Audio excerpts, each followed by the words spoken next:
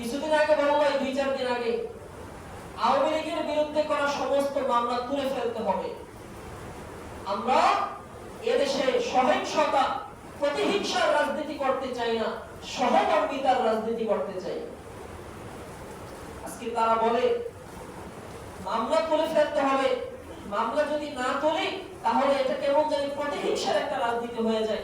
আরে আপনি একটা দলের মহাসচিব হয়েছেন, কোনটা প্রতিহিংসা কোনটা ন্যায় অন্যায় সেটাই যদি আপনি না বোঝেন তাহলে আপনার হাতে আমরা দেশকে কিভাবে করে দেব? সে অন্যায় করেছে, অন্যায়ের বিচার তাকে পেতে হবে। তার যদি ফাঁসি হয়, ফাঁসির রায় হলে সেটা কার্যকর করতে হবে। ব্যারিস্টার তাজুল ইসলাম বলেছেন, আদালতে যখন কোন আসামির বিরুদ্ধে ফাঁসির রায় হয়, যাবজ্জীবন কারাদণ্ড যদি তাকে দেওয়া হয়, সেক্ষেত্রে ওই মানুষটা অপরাধী, তার যদি ভালো কিছু গুণ থাকে তাহলে এই ভালো গুণের দিকে লক্ষ্য করে তার শাস্তি কিছুটা কমানো যেতে পারে। তাজুল ইসলাম বলেছেন, এই ফ্যাসিস্ট হাসিনা সে এমন একজন অপরাধী,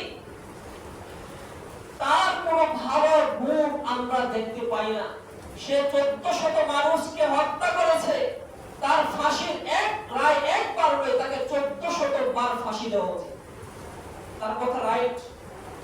সে শুধু 1400 মানুষকে নষ্ট করে নাই, জীবন হত্যা করে নাই। এটা একটা সরকারি হিসাব।